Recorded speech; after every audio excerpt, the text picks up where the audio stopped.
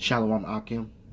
I want to give all praises, honor, and glory to Yahweh, Bahashem, Yahweh Shai, Waha, Kodash, Rakah, Barakatham.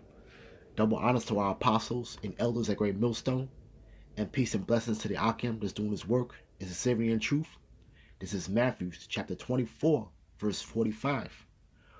Who then is a faithful and wise servant, whom his Lord had made ruler over his household, to give them meat in due season?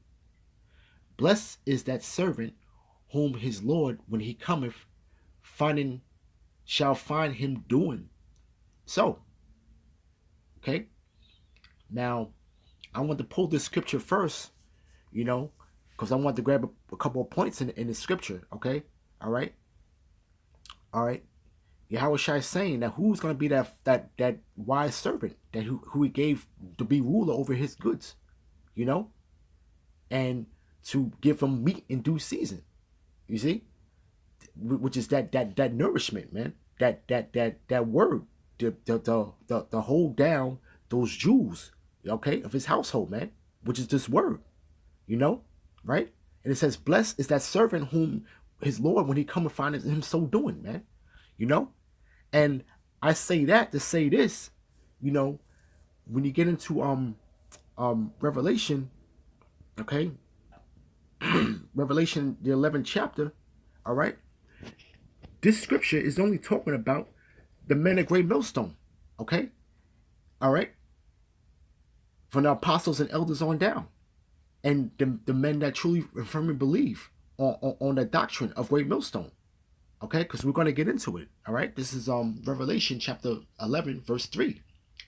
"And I will give power unto my two witnesses, and they shall prophesy 1,260 days, clothed in sackcloth." Okay? All right? Let's get a couple words out of here. All right? All right? Because you're talking about these two witnesses, all right? The two witnesses is the northern and southern kingdom. Okay? All right?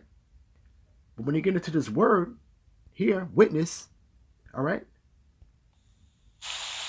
Strong's G 3144, martus, which is basically martyr. Okay, so the two witnesses are basically potential martyrs for Yahweh Bashim Yahweh Shai. All right, in His word. Okay, all right, right. It goes, "Those who, after His example, have proved the strength and genuineness of their faith in Hamashiach by undergoing a violent death." Okay, all right.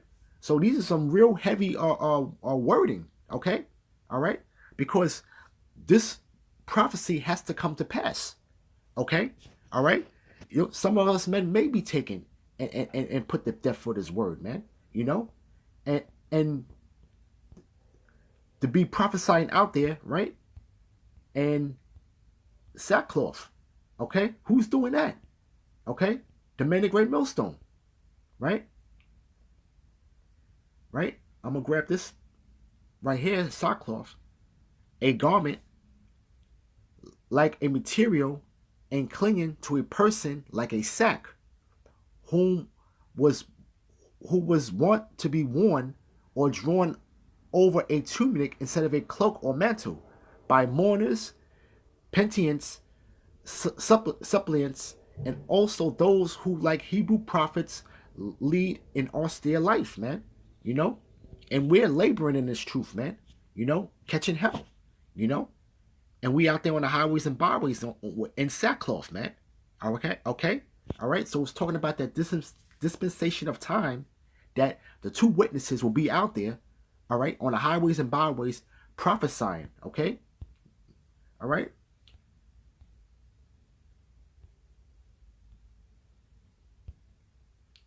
All right. It says to prophesy, to be a prophet, to speak forth by divine inspirations, to predict, to say before, with the idea of foretelling future events pertaining especially to the kingdom of Yahweh Bashim Yahweh Shai. That's what we do, right? I want to grab something else in here, but there's another word I want to grab over here. But it's like I said, under like prompting to teach, refute, reprove, admonish, and comfort others. Okay, we give that exhortation to brothers, man. That's laboring in the faith, man. You know, okay. We rebuke, we reprove people that bring up these other wayward doctrines that come up against this truth. You know, the true defenders of the gospels is the great of the great men of great millstone.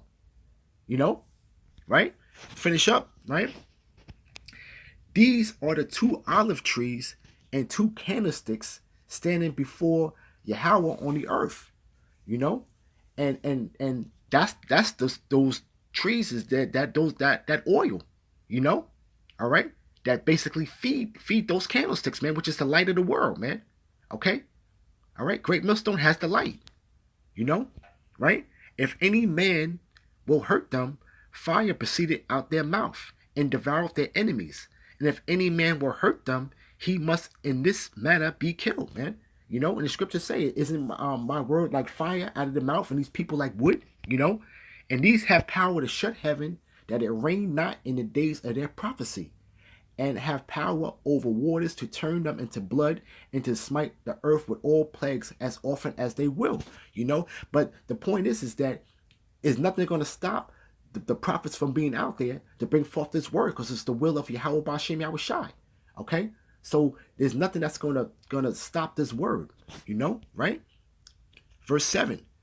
And then when they had finished their testimony, the beast that ascended out of the bottomless pit shall make war against them, shall overcome them and kill them. All right, let me focus on this verse here. You know, I want to grab a couple of words, you know, and first word I want to grab is testimony. Okay, a testifying, the office committed to the prophets of testifying concerning future events.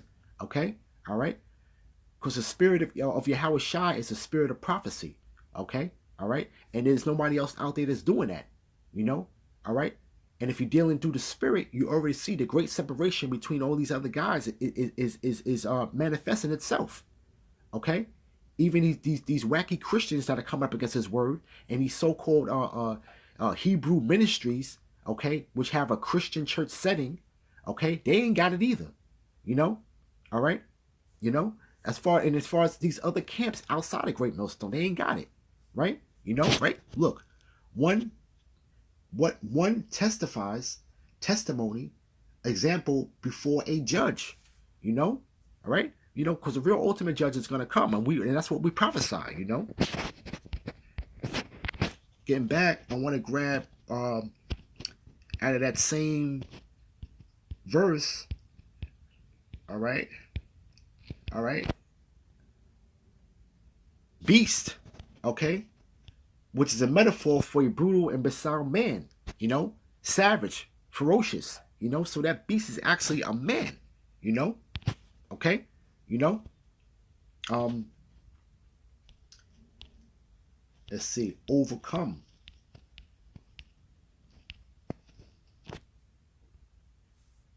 right, to carry off the victory, come off victorious,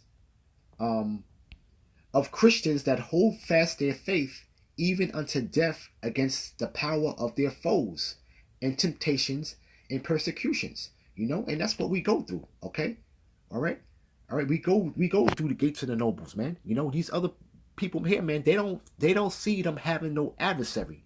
You know, the only adversary that they have is coming up against the word of Yahweh Bashem Yahushai. You know, all right. Their concept is the separation between church and state, man. You know, so being that when they go into the scriptures, they can't perceive that current world events have a major influence according to the scriptures.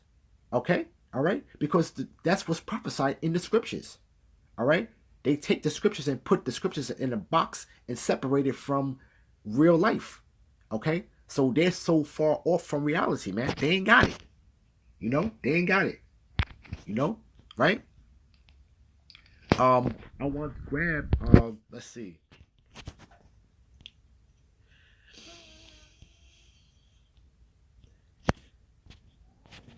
Zechariah 4, okay?